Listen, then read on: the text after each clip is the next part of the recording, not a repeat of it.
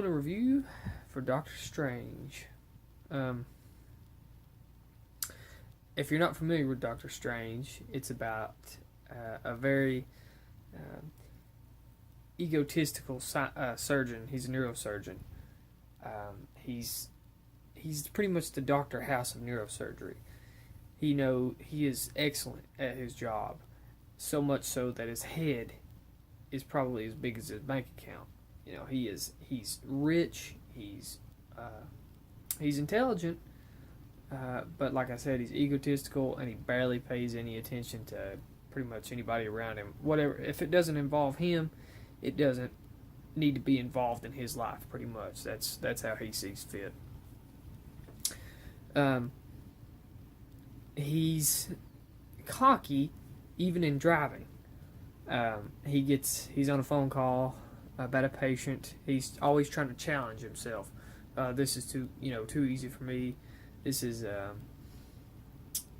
not a challenge. So he's talking to somebody, and they're giving him they're giving him patient records on his next operation.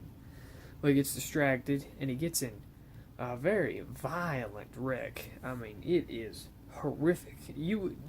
Doctor, you'd think he'd just be dead after that wreck, but no, he just loses his hands of all things.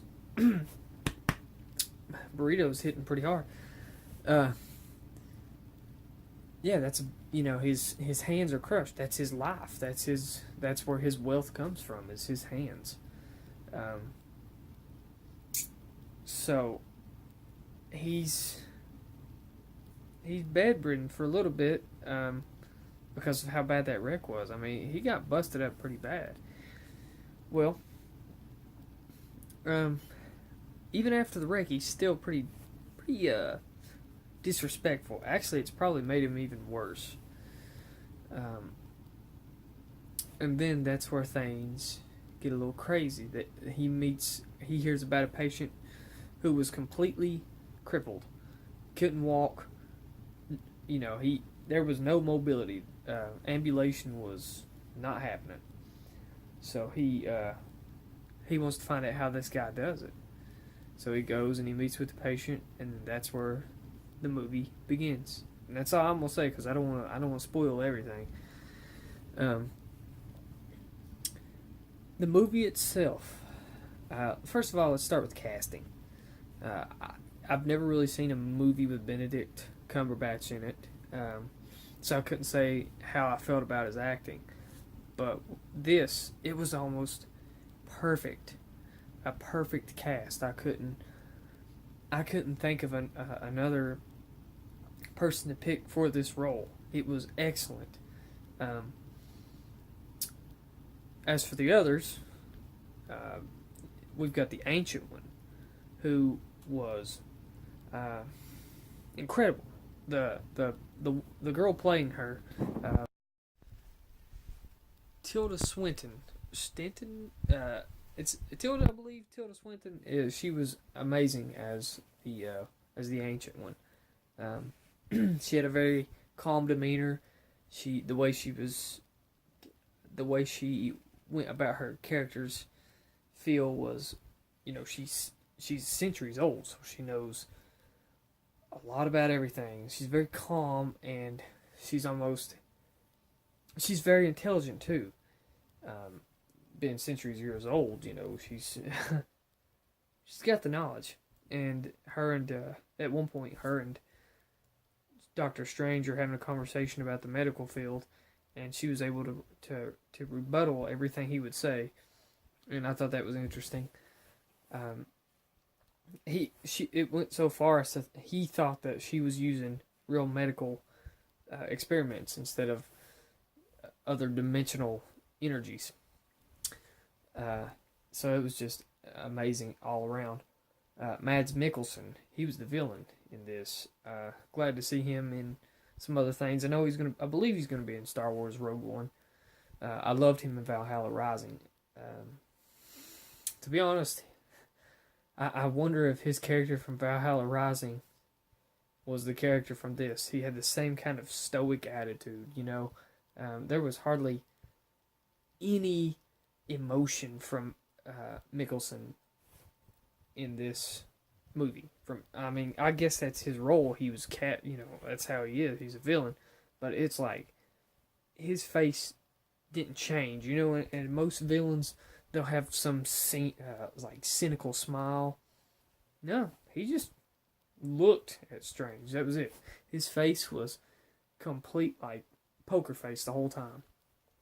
So I don't know if that's really a good thing or a bad thing. I may have to actually watch this movie again to really wrap my head around how I feel about his performance. But Rachel Adams, Rachel Adams, she was fantastic as the Christine, Doctor Strange's love interest. Her and him really hit it off together. I can't say that there's like chemistry on the set or on the film between them because they're not really together all that much, but it was still good. Now we've got the cast out of the way. Let's talk about the special effects, and that was something else. Imagine now there's a show that comes on Adult Swim. It's called Off the Air, and if you've ever seen it, you know how trippy it is. Imagine Off the Air mixed with The Matrix. It was almost like something the Wachowski brother and sister now cooked up, because it was very very mind bending, and that's the literal way to explain it. Everything was just warped. Everything would bend. Everything would contort and then become movement upon itself. At times it was like an LSD trip. As a matter of fact, I believe Doctor Strange says, after given tea by the Ancient One, he says, "Was there LSD in that tea?" I thought that was fantastic. How the special effects were so just ridiculous. I can't believe how much it was like Off of the Air. I was wondering if they got that artist who does those weird animations to help with this film, because it was weird. I really enjoyed it though. I can't say anything about the musical score because there's just so much loud action. There's one point in the score that I'm like, okay, this is it was an interesting take. In every other Marvel film I've watched, it's just generic trash. That's pretty much all there is to it. Is generic trash. Junkie XL, I'm not a fan of him because it just all sounds the same. He's better than Brian Tyler, but his stuff, it just doesn't sound the same. It all sounds like generic garbage to me. So this was a little different because I was able to actually pick something out of it. I cannot stress how impressed I was with the visual effects of this, though. That's the top of the shelf for this film. It will literally blow your mind at some of the things you'll see in this movie. So, if you like The Matrix, if you like Off the Air, you'll love Doctor Strange.